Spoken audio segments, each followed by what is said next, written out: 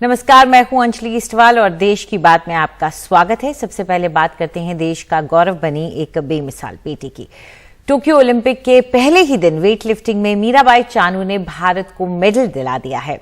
49 kilogram वर्ग weight lifting में मीराबाई चानू ने सिल्वर मेडल जीता है। टोक्यो ओलंपिक में यह भारत का पहला मेडल है। मीराबाई चानू के मेडल जीतते ही पूरे देश में खुशी है और मीराबाई चानू की इस कामयाबी पर राष्ट्रपति रामनाथ कोविंद और प्रधानमंत्री नरेंद्र मोदी ने भी उन्हें बधाई दी है। एनडीटीवी से उन्होंने खास बात की और कहा कि ये उनकी जिंदगी का सबसे बड़ा लम्हा है और बात करते करते वो थोड़ा भावुक भी हो गई। उनसे बात की हमारे सहयोगी विमल मोहन ने।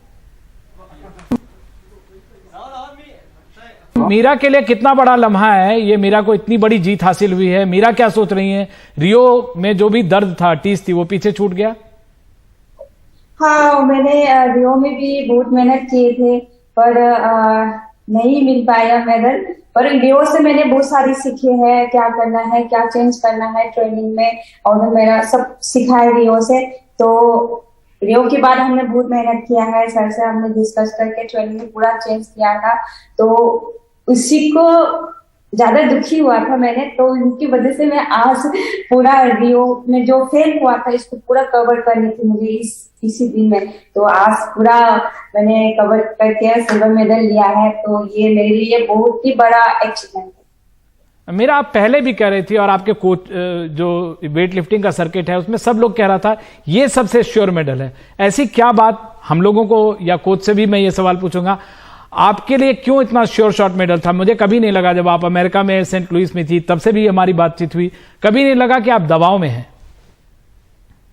एक्चुअली मैं आपको इस बारे में ये कहना चाहूंगा कि जो हमारी रेगुलर इम्प्रूवमेंट है हमारे जो रिजल्ट में, उससे हमें इतना कॉन्फिडेंस मिला कि हम इस बार मेडल लेंगे। आप देखेंगे 2017 से 194 टोटल से हमने शुरू किया था और 205 केजी तक हम पहुंचे हैं। तो हर जितने भी हमने इंटरनेशनल कंपटीशन लड़े हैं, Asian championship, world championship, Commonwealth Games, हर कंपटीशन में हमने अपना टोटल इम्प्रूव किया। तो वो इम्प्रूवमेंट हमें कॉन्फिडेंस दे रहा था कि हाँ, हम ये कंपटीशन भी अच्छा करेंगे, और उसी वजह से हम ये कह रहे थे कि हम मेडल ले सकते हैं या मेडल लेंगे। मेरा मुझे लगता है 4 साल हो गए आपको दोपहर में खाना खाए हुए, केवल आप सैलड खाती हैं। अब कोई आइसक्रीम खाना है, कोई केक खाना है, कोच आपको अलाउ करेंगे? सबसे पहले मैं पिज्जा खाऊंगी अभी जाके। बहुत दिन हो गया पिज्जा नहीं खाई, इसी दिन के लिए वेट किया था हमने, तो मैं सबसे पहले पिज्जा खाऊंगी। कल से भी मैं खाना नहीं खाई हूँ वेट की वजह से। 2 दिन हो गया है, तो पूरा ज्यादा खाऊंगी। अच्छा मीरा, अभी आपके भाई से मेरी बातचीत हुई साइकोम से, वहां पे आपके लिए मछली बनाई गई है। हाँ, वो लोग सुबह से कुछ नहीं खाया है, मेरे लिए पेट त्याग करके बैठे हैं। वो लोग कोई पानी भी नहीं पीऊंगी जब तक मेरा कंपटीशन खत्म नहीं हुई, तब तक वो लोग कुछ नहीं खाएंगे, पूरा फैमिली नहीं खाए। तो इसलिए पूरा अभी डिनर बड़ा खाना पैक करेगी। मेरा आपको कभी लगा कि आपको रियो में जो जैसे क्लीन एंड जर्क में आपको मुश्किल हुई थी, वहां पे तीनों आप उठा ही नहीं पाई थी, आपको कभी लगा कि वो मोमेंट कहीं रिपीट ना हो जाए यहाँ पे? या उसके लिए आपने अमेरिका में जो डॉक्टर हैं उन सब के साथ कुछ मेंटल वर्क किया था अलग? नहीं, हाँ, रियो में भी मैंने पूरा कोशिश किया था, बहुत मेहनत कर गई थी। हाँ, दुख तो होते हैं कि प्लेयर ने ऐसा मेडल नहीं लिया, कुछ अच्छा ट्रेनिंग, अच्छा मेहनत करने की बात है, मेडल नहीं लिया तो दुखी होते हैं, प्रेशर में चले जाते हैं। तो फिर भी मैं वापस आने के टाइम सर ने बहुत सपोर्ट किया मेरा, सारी, और मेरा फेडरेशन का सर ने बहुत सपोर्ट किया, मुझे बहुत समझाया, अभी यंग है आप, आगे बहुत सारी कुछ कर सकते हैं। तो ऐसा ही फैमिली ने भी बहुत समझाया। तो उसकी बात में मुझे भी रियलाइज हुआ था कि हाँ, मुझे अभी खत्म नहीं हुआ है, मुझे आगे तक जाना है। तो ऐसा ही सोच के मैंने ट्रेनिंग में भी सर से बात करके चेंज करना शुरू किया था। विमल जी, वो रियो ओलंपिक की जो क्लीन एंड जर्क थी, वही एक सेटबैक हमें वर्ल्ड रिकॉर्ड तक ले गए। आप देखेंगे हमने एशियन चैंपियनशिप में वर्ल्ड रिकॉर्ड किया है, आज तक इंडिया में किसी ने कोई वर्ल्ड रिकॉर्ड नहीं किया वेट। बिल्कुल। तो मीराबाई चानू पहला ऐसा प्लेयर, ऐसी लड़की है जिसने वर्ल्ड रिकॉर्ड किया है, वो हमारे नाम है। आज भी हमारा थोड़ा बेड लग था, कुछ प्रॉब्लम हो गई, अदरवाइज हमने एक ओलंपिक रिकॉर्ड किया था क्लीन एंड जर्क का 115 केजी, और दूसरा अराउंड 117 केजी कुछ प्रॉब्लम की वजह से मिस हो गया। तो हम वो सेटबैक हमें यहाँ तक लेके आए, मैं यहाँ से कहना। बिल्कुल, हमें रियो में भी आपसे उम्मीद थी, लेकिन अभी आप 20 किलो ज्यादा वजन उठाती हैं मीरा। कोच क्या कहेंगे? लोगों को लगता है कि ये इंडिविजुअल गेम है, लेकिन हमें पता है, आप बताएं अगर सपोर्ट स्टाफ का कितना काम होता है। जैसे मुझे पता है कि आप अमेरिका में जितने दिन थे, हर रात खाना मीरा का आपको ही बनाना पड़ता था। नहीं सर, ये कोई भी काम अगर करना है तो वो टीम वर्क है, मैं अकेला कुछ नहीं कर सकता हूँ। मेरे साथ मेरे असिस्टेंट कोच हैं, मेरे साथ फिजियो है टीम के साथ, और सब मिलके काम करते हैं, तभी इस लेवल का अचीवमेंट हम लोग ले सकते हैं। बाकी ये है कि रिजल्ट के लिए तो मैं ज्यादा श्रेय मीरा को देना चाहूंगा, क्योंकि मीरा 2 साल में सिर्फ 5 दिन के लिए घर गई है। कुछ इस वक्त सबसे ज्यादा आप किसको याद करना चाह रही हैं, जिनसे आपको मिलने का एकदम बहुत जल्दी मन है? अभी तो मैं मम्मी को बहुत ज्यादा मिस कर रही हूँ, काफी दिन से, क्योंकि वो बहुत दिन से उसने मेरे लिए प्रे किया है, तो मम्मी का बहुत याद आता है। मीरा के लिए कोच साहब ये खुशी के आंसू हैं, लेकिन जाहिर तौर पे आपने भी बताया कि कितना सैक्रिफाइस है और ये, लेकिन मीरा के जैसे बाकी जो भी आपके प्लेयर्स हैं, जेरेमी हैं, जिन लोगों को आप ट्रेन करते रहे, आपकी भी अपनी फैमिली का एक सैक्रिफाइस होता है। पूरे जो सपोर्ट स्टाफ हैं सब भी, आप भी इतने साल से बाहर हैं। मुझे याद है द्रोणाचार्य मिलने के बाद मुझे लगता नहीं कि आप 1-2 बार घर भी गए। आप मेरे घर के पास रहते हैं, लेकिन एक दफा भी आप आ नहीं पाए तमाम वादों के बाद। आपको लगता है कि और जो भी हमारे पास जो बेंच स्ट्रेंथ है, जेरेमी या दूसरे खिलाड़ी, आप 2-4 खिलाड़ियों के नाम बताएं जो कि लोगों को पता चले कि वेट लिफ्टिंग में, भारतीय वेट लिफ्टिंग में दम है। सिर्फ मीरा तो जीनियस है, अकेला उनको मिला है, लेकिन एक दम है उनमें जो कि वेट लिफ्टिंग से और वो उम्मीद कर सकते हैं। नहीं, हमारी जो सेकंड लाइन है वो बहुत अच्छी है। जैसे आपने जर्नी का नाम लिया, यूथ ओलंपिक मेडलिस्ट है और मीरा से ज्यादा टैलेंटेड है। ऐसी बात कोई बोलेगा नहीं, मैं मीरा के सामने बता रहा हूँ कि जर्नी मीरा से ज्यादा टैलेंटेड है। अगर मीरा जितना डिसिप्लिन और डिटर्मिनेशन जर्नी में हो तो जर्नी मीरा से भी बेटर कर सकता है। और जर्नी जैसे और भी प्लेयर हमारे पास बहुत सारे हैं जो अब सेकंड लाइन में रेडी हैं। गवर्नमेंट हमें बहुत हेल्प कर रही है, प्लेयर्स को बहुत हेल्प कर रही है टॉप और खेलो इंडिया के थ्रू। मुझे उम्मीद है कि आने वाले समय में अगले ओलंपिक में हमारे 4 मेंस में और 4 वुमेन्स में पार्टिसिपेट करेंगे और हम ये जो मेडल टैली है इसको इम्प्रूव करेंगे। और रुक करते हैं अब बिहार का राजनीतिक खबर का। बिहार में जातीय जनगणना का मामला गर्माता जा रहा है। मुख्यमंत्री नीतीश कुमार ने आज एक बार फिर केंद्र सरकार से जातीय जनगणना कराने का अनुरोध किया। ये पूछे जाने पर कि केंद्र ने इससे इनकार कर दिया है। नीतीश ने दोहराया कि केंद्र सरकार से उन्हें उम्मीद है कि वो एक बार फिर जातिगत जनगणना होने देंगे। इस मामले में विपक्ष बीते कुछ दिनों से बहुत आक्रामक है। देखिए, आप तो जानते हैं कि 2019 में फरवरी में और 2020 के भी फरवरी में हाउस से हम लोगों ने सर्वसम्मति से प्रस्ताव पारित किया है कि जनगणना जाति आधारित होनी चाहिए। हम तो आग्रह करेंगे कि एक बार जरूर करना चाहिए। तो मैं तो पुनः अनुरोध करूंगा कि भाई हम लोगों का है और पार्लियामेंट में ये बताया गया कि नहीं हो पाएगा, तो हम लोग तो आग्रह करेंगे कि इस पर जरूर गौर करिए। और हम पहले भी न सिर्फ यहाँ से प्रस्ताव गया, हमने बातचीत भी की, तो हम लोगों की तो इच्छा है कि होना चाहिए और सबके हित में। वहीं इस मामले में बिहार में विपक्ष के नेता तेजस्वी यादव ने ट्वीट किया है। उन्होंने लिखा कि माननीय मुख्यमंत्री जी, केंद्र सरकार अगर जातीय जनगणना पर पुनर्विचार नहीं करेगी तो आप क्या करेंगे? हमारी मांग पर बिहार विधानसभा में सर्वसम्मति से जातिगत जनगणना का प्रस्ताव पारित किया गया था। केंद्र सरकार में आपकी हिस्सेदारी है, आपके कैबिनेट मंत्री हैं, फिर भी अनुनय विनय कर रहे हैं।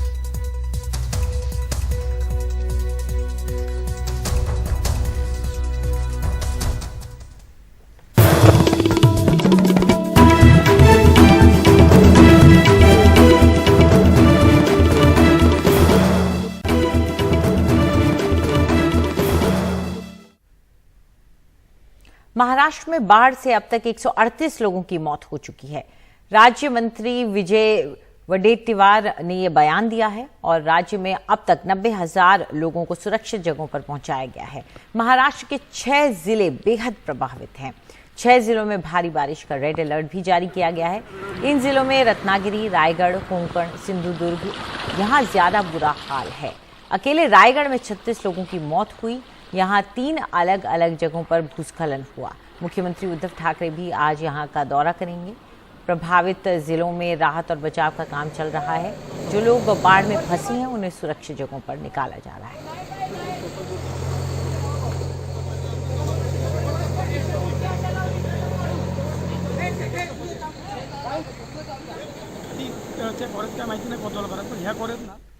और महाराष्ट्र के मंत्री एकनाथ शिंदे ने भूस्खलन से प्रभावित रायगढ़ के तलिये गांव का दौरा किया।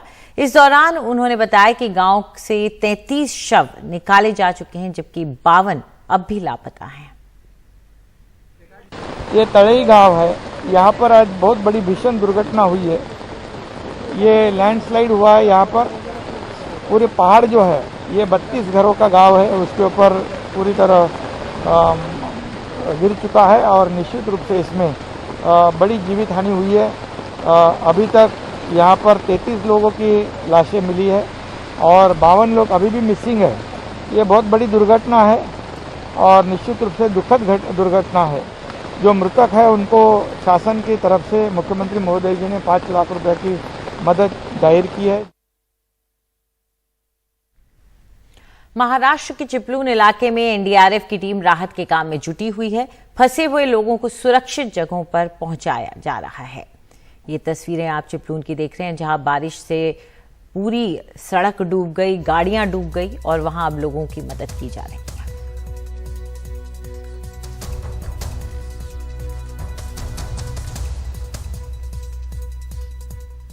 और इस इलाके यानी कि चिपलून में ताजा हालात क्या हैं, ये बता रहे हैं हमारे सहयोगी सौरभ गुप्ता। भयंकर बाढ़ आने के बाद आज से धीरे धीरे चिपलून में दुकानें साफ करने की काम, जो धंधा है वो शुरू करने का काम वो अब शुरू हो रहा है, क्योंकि आप देख सकते हैं यहाँ पे किस तरीके का सफाई की काम चल रहा है।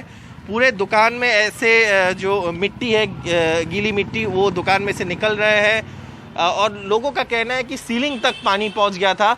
और अगर आप अंदर देखोगे तो वो आपको दिखाई देंगे कि कैसे कहां तक पानी पहुंचा था इस बाढ़ में। तो अब पानी तो नीचे उतर गया है, लेकिन उसके आगे जो काम है, जो सफाई का काम है, जो नुकसान का भरपाई का जो काम है, वो अभी होना शुरू होना है।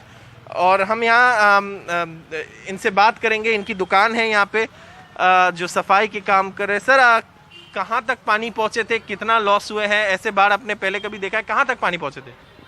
पानी तो पूरा दुकान में 8 फीट था, ऊपर सीलिंग के पंखे पे टच हो गया। इतना कोई नुकसान का कोई लिमिट ही नहीं है, कुछ बता भी नहीं पाए कितना होगा। पूरा लॉस है, टोटली लॉस हुआ है अभी दुकान पे। स्टॉक था सारे? स्टॉक तो कम से कम नहीं होता है, 15-20 लाख का रहेगा ये दुकान में। पूरा लॉस हो गया टोटली। ठीक है। और यहाँ पे हमारे साथ और लोग भी हैं जो जिनके दुकानें हैं यहाँ पे।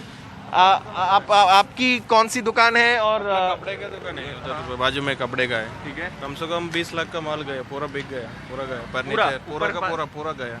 20 फीट के ऊपर पानी था, सब गया। तो जैसे कि मैं बता रहा था, अब आज धूप तो निकला है, सूरज तो निकला है, लेकिन जो अभी जो साफ सफाई का काम है या जो नुकसान का भरपाई का जो प्रक्रिया है वो शुरू होना बाकी है।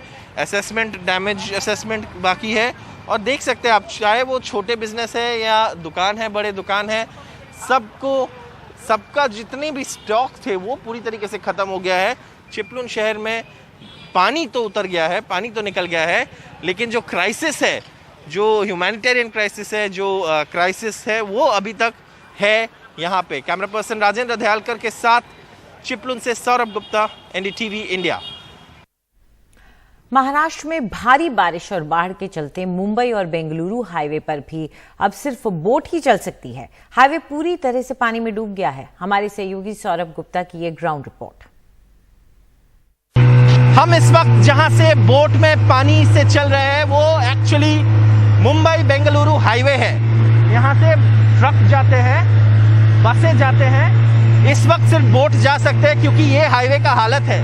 पानी जो बाढ़ की वजह से यहाँ पे आए हैं उसके कारण आप देख सकते हैं कैसे पूरे जो ये है हाईवे है पानी में डूब गया है। गाड़ियाँ कुछ इधर है आपको दिखाई देंगे जो गाड़ी पूरी तरीके से डूब चुके हैं। एंड ऑब्वियसली ये आप देखें यहाँ पे कैसे बाढ़ के पानी हाईवे के ऊपर से जा रहा है और कोई पानी रोकने की नाम नहीं ले रहे क्योंकि इतनी बारिश हुए हैं पिछले कुछ दिनों में। और आप देखिए सामने यहाँ पे कैसे गाड़ियाँ पूरी तरीके से जो हाईवे पे थे बाढ़ के पानी आ जाने से के वजह से पानी के नीचे चले गए हैं। और जो बड़ी गाड़ी है वो छोटी गाड़ी नहीं है, बड़ी गाड़ी है, लेकिन वो भी पूरी तरीके से पानी के अंदर है। ये स्थिति है सांगली डिस्ट्रिक्ट में मुंबई बेंगलुरु हाईवे की, जहाँ पे पूरी तरीके से पानी भर चुके हैं, गाड़ी बंद है, हाईवे की ट्रैफिक पूरी तरीके से बंद है। ये मुंबई बेंगलुरु हाईवे के पानी की वजह से हम इस वक्त व्हाइट आर्मी के बोट में हैं जो चिपलुन में भी लोगों को रेस्क्यू किए हैं, यहाँ पे भी लोगों को रेस्क्यू किए हैं ट्रक में से, घरों में से। और इस वक्त देखिए हाईवे की हालत क्या है। आपके सामने मुंबई बेंगलुरु हाईवे है जिसमें अभी सिर्फ बोट चल सकती है क्योंकि बाढ़ के पानी की वजह से पूरा हाईवे डूब चुके हैं। कैमरा पर्सन राजेंद्र दयालकर के साथ सांगली से Saurabh Gupta, NDTV India. Karnataka Goa border में बेंगलुरु से मुंबई जा रही एक पैसेंजर ट्रेन भूस्खलन की चपेट में आ गई। मलबा अचानक ट्रेन के सामने आ गया जिससे इंजन और पहला डिब्बा पटरी से उतर गया। इस हादसे में किसी यात्री के घायल होने की खबर नहीं है। पहले डिब्बे में सवार यात्रियों को दूसरे डिब्बे में बिठाकर ट्रेन को कुलेम वापस भेज दिया गया।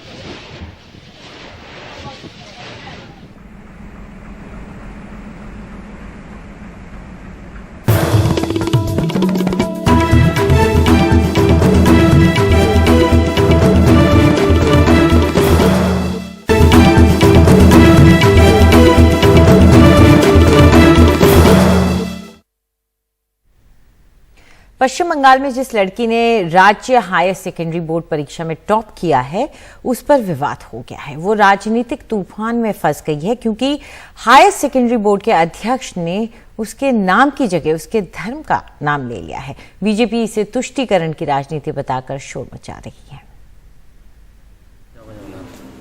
रुमाना सुल्ताना ने अपनी हायर सेकेंडरी बोर्ड परीक्षा में 500 में से 499 नंबर हासिल किए हैं, लेकिन उसके जश्न के रंग में भंग पड़ गया क्योंकि मुर्शिदाबाद के कांडी की ये छात्रा एक तूफान में फंस गई है।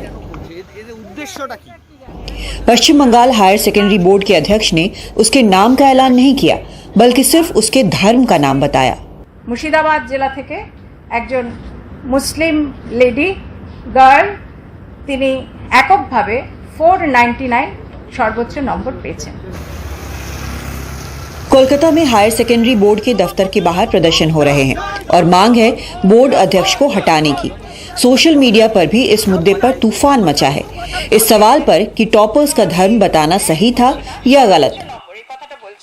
I think she was prompted by somebody that highlight this.